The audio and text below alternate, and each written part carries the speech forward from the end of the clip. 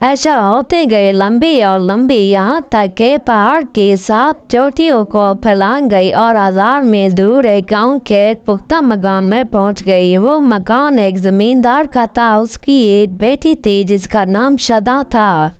उस दिन शदा ने अपनी सालगिरह मनाई थी और अपनी नन्ही मुन्नी सहेलियों को खाने की दावत दी थी।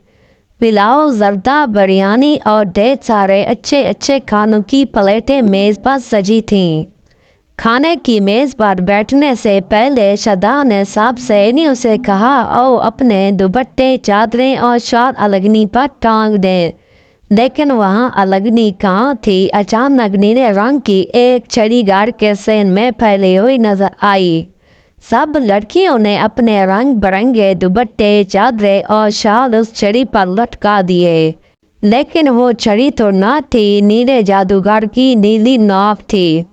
यहाँ से 1000 मील दूर पहाड़ की चोटी पर बैठे हुए नीले जादूगर ने अपने दिल में कहा, ये मेरी नाक में खुजली क्यों हो रही है।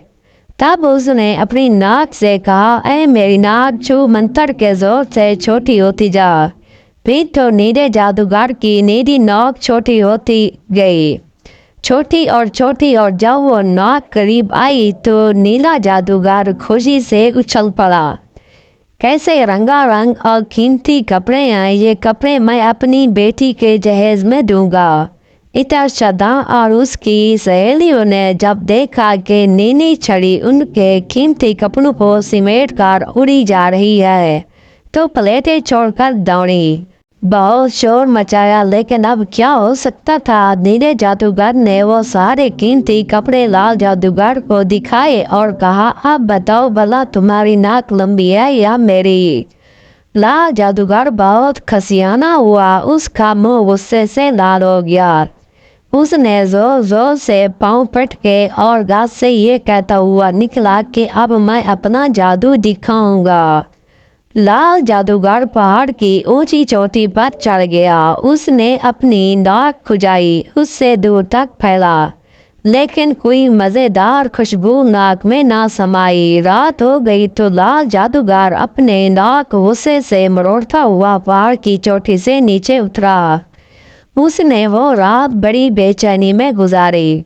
सुबह हुई तो वो पहाड़ की दूसरी चोटी पर चढ़ गया। देर तक अपनी नाक खुजाता रहा, दूर तक नाक को फैलाता रहा, लेकिन कोई मजेदार खुशबू नाक में ना समाई। यहाँ तक के रात हो गई और लाल जादूगर उस रोज भी अपनी नाक को गुस्से से मरोड़ता हुआ पहाड़ की चोटी से नीचे उतर आया। तीसरे दिन लाल जादूगर तीसरी चोटी पर पहुंचा, चौथे दिन चौथी चोटी पर। यहाँ तक कि उसने 7 चोटियाँ छान मारी, लेकिन मजेदार खुशबू ना मिन्नती ना मिली।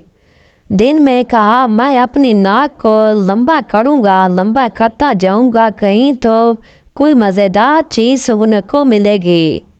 तब लाल जादूगर ने अपनी लाल नाक को हुक्म दिया, ऐ मेरी लाल नाक, छू मंत्र के जोर से लंबी होती जा। और जादूगर की लाल नाक लंबी और लंबी होती गई, यहाँ तक के 7 चोटियों को फैलाती इसी जमींदार के घर में जा पहुंची। जमींदार का एक बेटा था, उसका नाम शादू था। इसी दिन शादू ने अपने दोस्तों को बागीचे में खेलने के लिए बुलाया था। शादू और उसके दोस्तों ने देखा कि लाल रंग की एक मजबूत टहनी बागीचे में दूर तक फैली हुई है। सब बहुत खुश हुए। शादू ने छलांग लगाई और टहनी को दोनों हाथों से पकड़कर झूला झूलने लगा। दूसरे लड़कों ने भी छलांग लगाई और टहनी को दोनों हाथों से पकड़कर झूला झूलने लगे। जमींदार के नौकर ने जो ये खेल देखा तो कहा, ठहरो, मैं रस्सा लाता हूँ, टहनी पर रस्सा डालकर मजे से झूला झूलेंगे। फिर तो सब लड़कों ने लाल जादूगर की लाल नाक पर रस्से का झूला डालकर पींगे चलाई शुरू कर दी। एक लड़के को शरारत सूझी, उसने लाल जादूगर की नाक पर चाकू की नोक से खोदना शुरू कर दिया। दूसरे लड़के ने कोट से पिन निकाल कर नाक में चबो दी।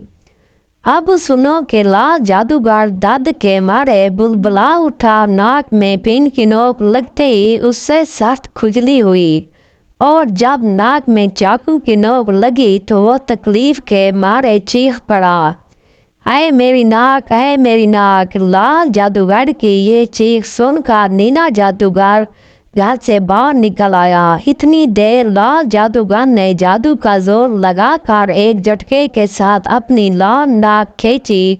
जमींदार का लड़का और दूसरे लड़के छलांग मारकर झूले से कूद पड़े और जब लाल जादूगर की लाल नाक सिमटते सिमटते करीब आई तो उसने देखा कि वो बुरी तरह सूज गई थी और लहूलुहान थी। नीला जादूगर लाल जादूगर की ये दुर्गत देखकर खूब ठट्ठे मारकर हंसा। बेचारा लाल जादूगर बहुत शर्मिंदा हुआ। अगर ये वीडियो अच्छी लगी हो तो मेरे चैनल को सब्सक्राइब करें।